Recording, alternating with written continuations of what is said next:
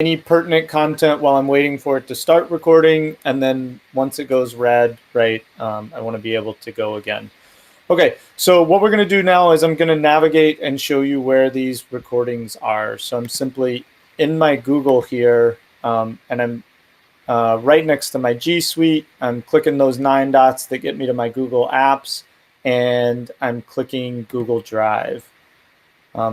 I should note at this time, I'm not able to see your comments. So if you are commenting, there's a couple options. I could probably drag this tab out and have it off to the side separately so I can see things. But just remember, if you're using a tab and taking over, students aren't going to be able to get your attention easily unless they unmute themselves. So this might be a good point to be like, hey, if you have a really important question, which is essentially what I'm telling y'all now, make sure to unmute yourself and just ask your question. Okay. The great thing is once you initiate your recording on your Google Meet, it's immediately going to create a folder in my drive called Meet Recordings. And so these are all the ones that I've set up over the last few days. You should know that this list, right, it does take some time. So the recording I just made of the first 15 minutes of our meeting is not going to show up immediately. The reason is Google has to finish the file, they have to process it. And even then it shows up as a red box. And once it shows up as a red box, it still takes Google anywhere from a few minutes to a few hours to process it. So this meeting will not be immediately available. And you can let students know, don't expect to see the archive of this until tonight or even tomorrow. Once they're set up, you can see that I've shared all of these. In order to check the permissions, I'm right-clicking on here. And again, if y'all have questions, if I'm moving too fast, just unmute yourselves and pop in. Thank you. I was sitting here raising my hand like an idiot. I'm very sorry. No. This is my question. Yeah. If you want, is there some kind of mechanism to create folders within the Meet Recordings heading so that you have subsets for people with multiple different classes so they're not all lumped in together? That's my first question. And my second question is, for those students who are not present during the meeting, which presumably the recordings are being, we're doing that for them, are we then able to take and copy some kind of link to Schoology? Yes, absolutely. And that's what I'm going to walk you through right here. And I have a video of how to do just that thing up on Schoology in our faculty remote learning class. So you'll be able to see me do it here, and then you'll be able to watch me do it as many times as you like. And then I'm always available, right? Email me, text me, whatever y'all need, I will get back to you. And you'll see right while Jess was asking that question, it was kind of perfect timing. This red clapboard popped up. This is the Meet faculty training. You'll see that we started recording and finished at 11:04. Or this might be our new one actually. This is saying, hey, Google hasn't processed this yet, but when it is processed, it will show up with a box and a play button. To get to Jess's question, to organize these, which this is a great example. I should have been doing this anyway. You just right-click on the blank space here. I'm going to click New Folder, and I'll call this Training Videos, and I'm going to create it. And then all I have to do is drag and drop into that folder, so I can keep this whole area organized. Also, quick comment. Yeah. Just in case, another option for adding stuff is on your top left hand, it says a plus sign in new. That's also another way. Sometimes we forget to do the right click or whatever. That's also new anything, new file, new folder, new anything can be there as well. Great point, Sandy. Thank you. And so once the videos are in here, I'm going to, and again, I have a document. It's a PDF that you can download, and it will walk you through this whole process. You right click on it. After I do this part, it goes a little bit quick. So I'll show you again, but you have to click the windows within a reasonable time or they disappear. I'm going to get a shareable link. This green tab should be turned on. By default, it might be in the gray zone. See, and it disappeared on me.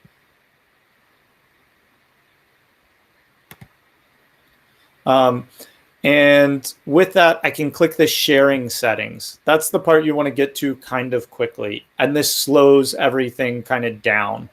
All of our students are going to be using their Harley emails. So as long as you turn this shareable link on, you should be in good shape. It will let anyone at the Harley School view the video. And since they'll all be using their Harley emails, it recognizes that and lets them view it. You can then copy this link. It says my link's been copied to the clipboard down in the lower left-hand side. You can manually add people in as well, and it will let them see it. Okay. All right. Any questions there? Yeah. Michael, I have a question. Yeah. Okay, and I'll be really quick. You know, you helped me with recording video over my PowerPoints on my computer. This seems to me as a reasonable alternative. Opening the PowerPoint in Google, in this Google Meet, running through the presentation, adding my comments, recording. This seems like a more efficient way to do that. What do you think about that? Yeah, you could absolutely do that. I think there's going to be, that's the wonderful thing about this process. There's going to be so many solutions and ways to kind of create your information and disseminate it to students. Whatever workflow is best for you, do that. Okay. Whatever you're most comfortable with, whatever's working, right? Do that. In terms of like, creating the content. In terms of disseminating it, right, we want to use Schoology as our hub and Google Meets as our primary resource for face-to-face. Okay. All right. So I copied the link to this posting Google Meet archive, and then what I'm going to do is run over here to Schoology, and this is our remote learning for faculty section right here. And this is what I'm talking about in terms of the PDFs for what we just covered are in here, from connecting your Google Drive to Schoology, and then changing your Google file permissions. And then my videos are stored under here so that you can kind of watch some of what we just did. Can I ask a question, Michael? Yeah, Dan. I've had problems before with Google. When you try to link a doc from Google to Schoology, it changes the format, specifically PDFs. Have you connected the Google Drive to Schoology? Yes, I have. Okay. So when you try to do it directly, it seems to change the format a bit, and I'm big on keeping my own format. Sure, yeah. So as a workaround, I just wondered what you thought about this. As a workaround, I actually will take the Google Doc, download it as a PDF, and then upload it back to Schoology. Yeah, as you were saying that's what I was thinking as a workaround. If you want to retain that PDF format and it's changing it, yeah, just download it and then post it back up. Is there issues with other documents too? Have you seen that with like PowerPoints or even videos, that it changes some stuff that you can't explain why or how it does it? I personally haven't seen it. I was watching Jess post some PowerPoints the other day, and she was it seemed to be doing okay for her. Quick comment. Yeah. Go ahead, Sandy. Yeah, I would say, and I do the same thing. I do everything on just the Google Drive, and like you said, it does change the format. I would say just change everything to download as a PDF and organize it in your Google Drive as PDF and as original document. In case you need to change it in the future, and just upload everything as PDF. It's easier because then also we don't know at home with the students, what kind of computer they're using, if they're opening something that was a Google Word or Google Doc into a Word. And so it's just easier for them to also to see it just in a PDF version. Okay, thank you very much. Cool. Yeah, thanks, Sandy. And so when if I want to post this video, and it's going to depend on what your needs are here. But if we're calling it, if it's a class archive, I personally would post it as a discussion.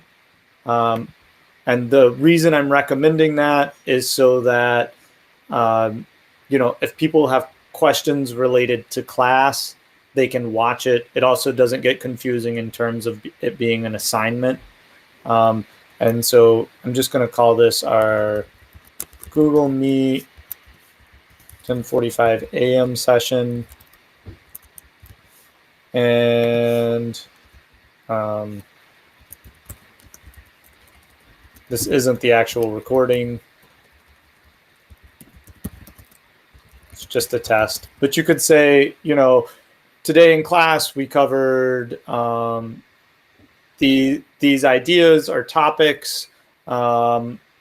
If you really want to get into the minutia of it, you can say, hey, scan ahead to the halfway point, and you can see when I did this experiment, etc. Right? You can use this description to really kind of give them a good idea of where they want to be in the video, or you can just let it be live. You'll click this link icon, and then right here, I'm just Command V or right clicking and pasting the link to the video. You do want to name it. Otherwise, it just puts this whole URL in there, which I don't think you want. So I'm just going to call it test class, and then I'm going to attach it. And then I'll go ahead and create it so you can see what it looks like, and then I'm going to delete this out. And you'll see it right here. And then people can just click on this and it'll take them to this video. Again, this is an older video because the one that we're recording right now isn't ready for Google to post yet. Okay. Questions on that process? And don't forget, unmute your mic and just talk to me. I can't see you. Is there a way to edit it so that you can cut it down to smaller snippets and get rid of all the chafe? Sure. It's going to be whatever editing software that you're comfortable with. So to do that, you would go over to Meet Recording, and I'm going to right click on this, and then simply going to download it. It's an MP4. So if you're comfortable moving that into a video editor and then editing it, you'll be able to. Okay, thank you. Yeah, and I think that just kind of like for general purposes and not trying to, scare anyone, I think that it's great if we want to continue to move on and do, like the editing and like things a little more, with high tech and stuff. But I think that just for everyone else who's thinking that this might be the basics, don't feel like you need to edit anything. Remember, this is, still the kids are going to be on an online class. So they should, even if in the class in real life, you're talking about something else and maybe the conversation kind of goes on to a tangent, they are still, they're still in a specific class. So I think that it's great that if you want to, make it even more efficient in time and just in every aspect with cutting and creating a new video. But I think that for everyone else, just feel like if you can record it and upload it, that is awesome as well. Yeah, and those are great points, Sandy. Yeah, right now, just getting the information recorded and up is awesome, right? and we'll be as we move on, as we ramp up into this, we'll be offering more kind of PD on if you get into that phase and you're like, I really want to edit these things. We're going to be offering that. But for now, I'd say, do what's comfortable. And if you need help, you can reach out to us and we'll help you with that. But yeah, just to echo exactly what Sandy's saying. Also, last thing, Michael, can we go back to the Schoology tab? Yes. I think that sometimes, and this also happens to me, is that we start uploading assignments, and sometimes, can you go to the, just general materials? Yeah, so here we see the folders. Sometimes if you add an assignment, it'll just, and you don't add a specific folder, it'll just create kind of like this whole thread of assignments. And so just in terms of helping our students and ourselves keep things organized, the folders are great. They're like the best thing. The kids can find things easily. They click on, for example, here we can see Google Meet videos.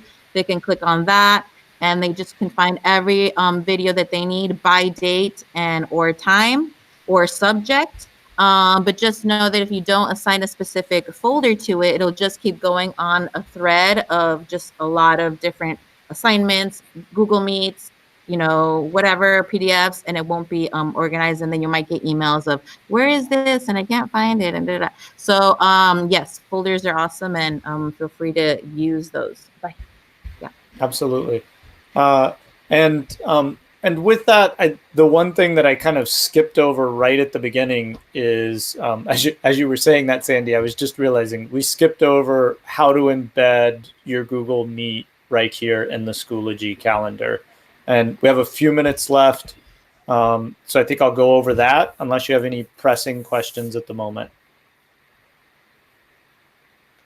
Okay, cool. I'm going to go right back over here to Google. You can always create a Google Meet just by clicking on your apps and starting one. And then I'm not going to do it right now. I can only go so far before it'll start to create problems with this meeting. But if I click join now, it's going to give me a code, which is a URL for the new meeting. And I can use that code. I'm going to show you what I think of as just an easier way from an organizational standpoint to do this. So I'm going to close out of this one. And I'm going to go into my Google Calendar. And I'm going to set a date. Let's set a date for Friday the 20th. And what I'm going to do is, as Sandy suggested, just click the plus sign that says create. And I'm going to add, this is our test session. And right here where it says add rooms, location, or conferencing, I can just add my conferencing. It's going to automatically create this Google Meet URL. And then all I have to do is highlight it. And I'm going to Command C to copy it. And I now have this URL for this meet reserved. And you can put your class time in right here. You can add guests, as Lynn was saying earlier, by setting up a group. If you want to set up a group for your students, you can, but you don't need to. That's one of those functions Sandy's talking about. You can always kind of deal with later. The bare minimum is you just want to copy this. And remember, I can't see y'all, so if you have a question, just unmute or tell me to slow down. I'd be happy to. I'm going to save this. It's going to populate on my calendar as a test session for 11:30 a.m. on Friday. And I'm going to go back to Schoology. And then all I'm going to do is add an event. And I'm going to set the start time. Oops. As 11:30, and we'll call it our test class. Please click the link below. I always like to put a little description in here just so students don't look at it blind. please click the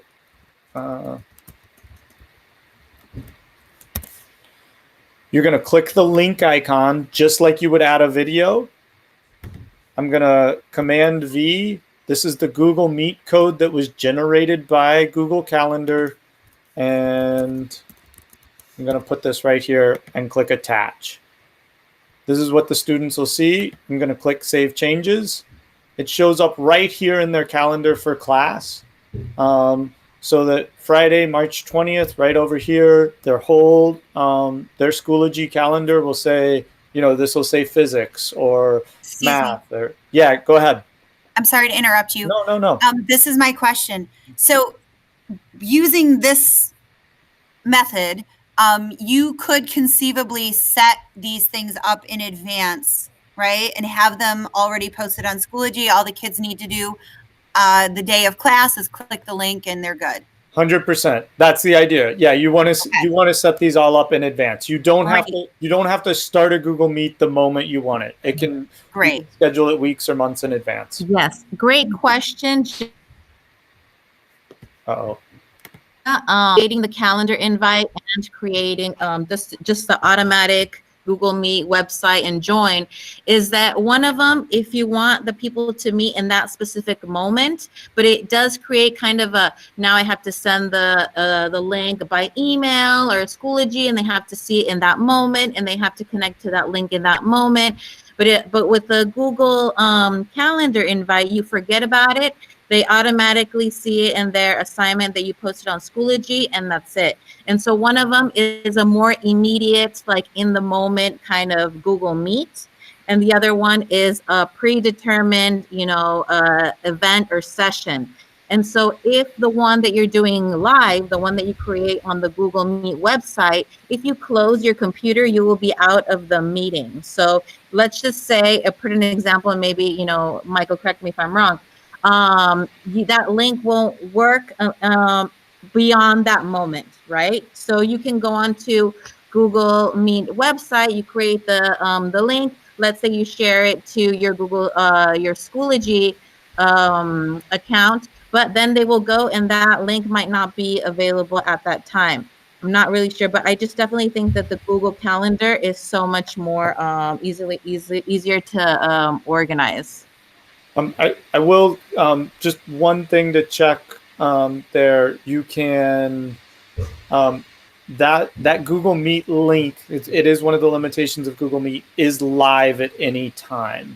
Okay, perfect. Yeah. So even if I go here, if I were to click this test class and then join the test class, this Meet is actually live in this moment right now. But I did populate it, so if somebody's to record it or go into it, it's going to let me know. Okay. All right, we've got about 5 more minutes in this session, and then I want to make sure everybody has a little bit of a break before the next ones start up. Any questions or things that Sandy or I can field for y'all?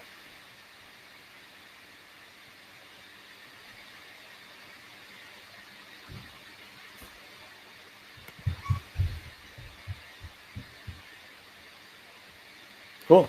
All right, then. Please don't hesitate to reach out if y'all need anything at all. I'm just going to... Okay. And... Quick question. Yeah. If I came in late to this session and I wanted to watch it, will I be able to see it once you close the recording? It's going to send you an invitation since you're in the session, and it's going to say, hey, there's a recording available. You can check it out here. As a faculty group, Seth and I are posting all of the recorded sessions from this morning into that Schoology drive. So if you're looking for like an organized way to access any of them later, these are longer. And we haven't filmed one that's like 30 minutes yet. So it'll depend on how long it takes Google to kind of process the video, but I would expect to see them posted this evening or tomorrow at the latest.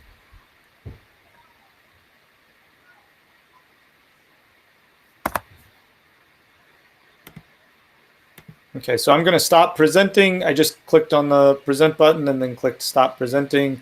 I'm going to unpin myself.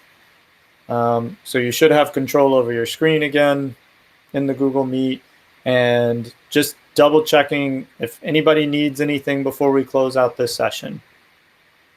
I got a quick note Yeah. to let you know that was interesting that when you clicked out of that, when you got out of the presentation mode, Yeah. you had yourself in presentation mode there. Everything in the screen was backwards. So the laundry really? sign behind you was actually reversed. You were right to left.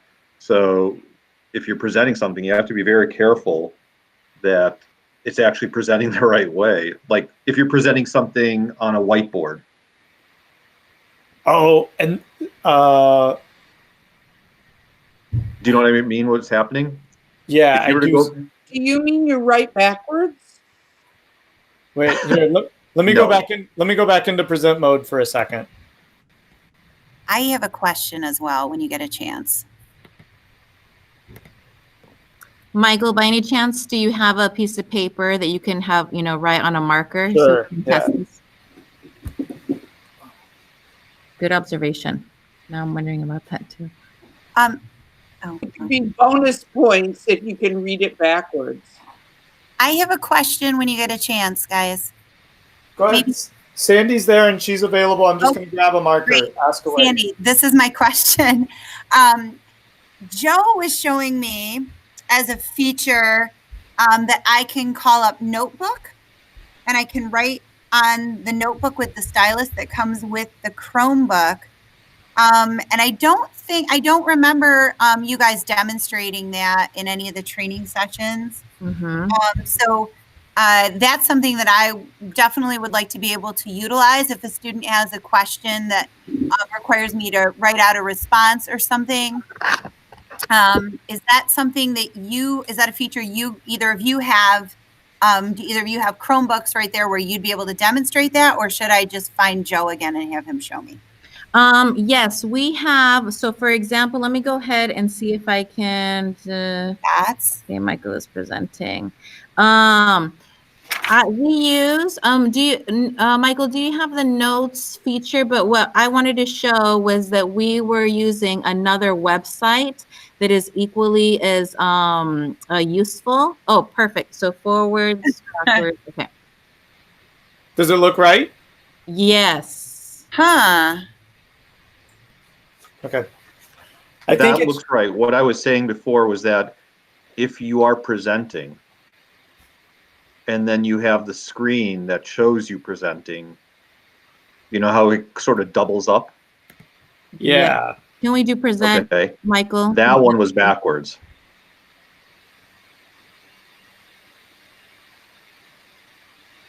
So at this point, then you're screencasting, and then if you somehow get I don't know how you did it, but you were up there also.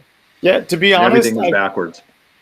I've never been able to pin myself to the screen. So I Click was on your face up in the upper right corner. Oh, okay. There we go. There we Yep. go. Okay, yeah. There you go. So it was kind of a double reflecting Look at the on sign your behind you, the laundry sign. Yeah. Okay.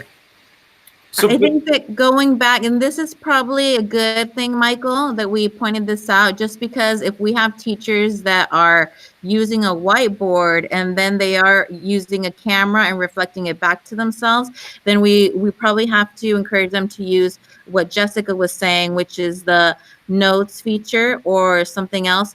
they don't have to change anything. They just can't do it from present mode, right? Like if I'm teaching right now, I'm in the regular mode. You just need to tell the students, pin me so that I don't swap in and out with other students. And that's the only way you're going to see my writing regularly.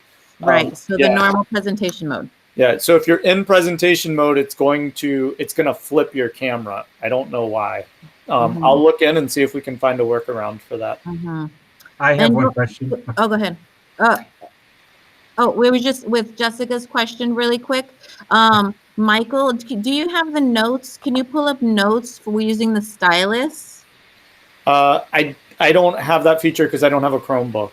Okay, so can I just show really quick what we're using? Yeah. So we have, I'm going to do a really quick present. Okay. Let me see. Okay, so I'm going to open another tab. There's a website called AWWAPP, AWWAPP. And this is a virtual whiteboard. And you can do different types. Can everybody see me? Let me go ahead and, okay. You can do a virtual whiteboard and writing things, erasing. So Jessica, to your question, you might want to check that app that Joe said about the notes, but this one also works as well, and this is called AWWAPP.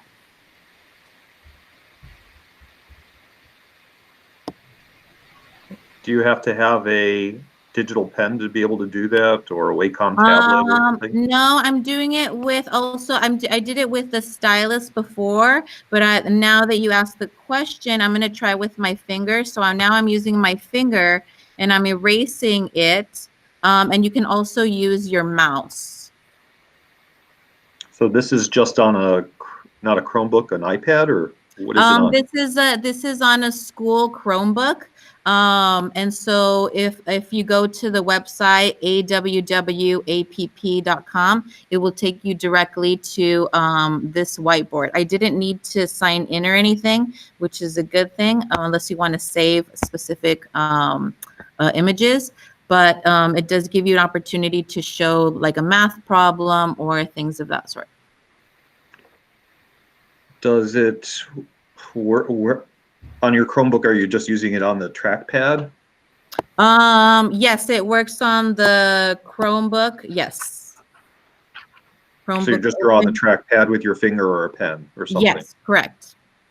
Okay. Does it work with a mouse too or not? And that would be unwieldy, but. Let me check with the mouse from the, right now I'm moving the mouse on my finger on the mouse. Let me get a color here.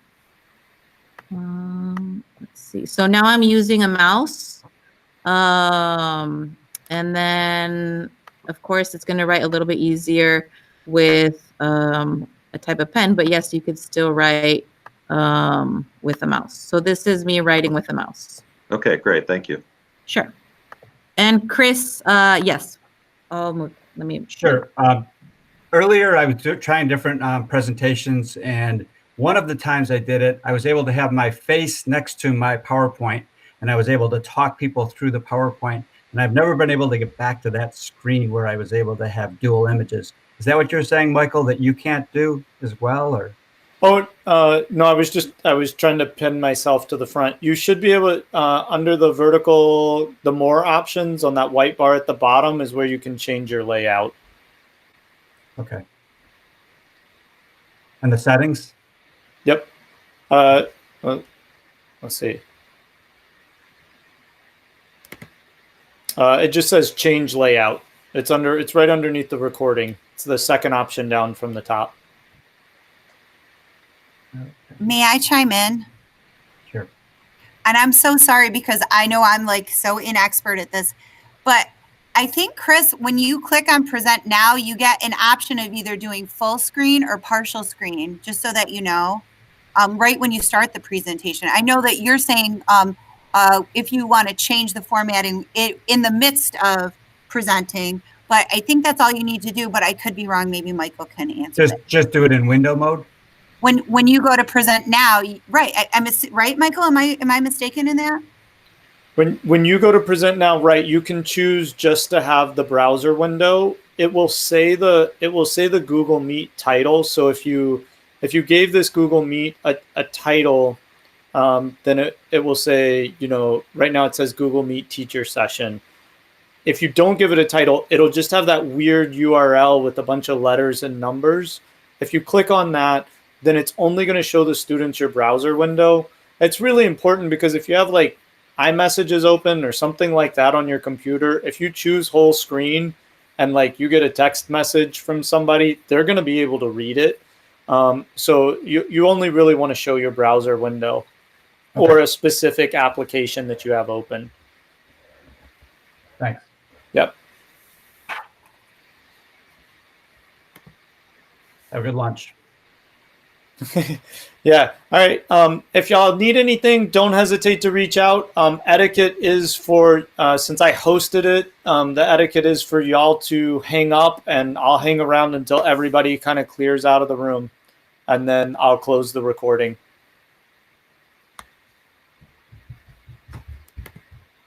Michael, I had trouble hanging up before.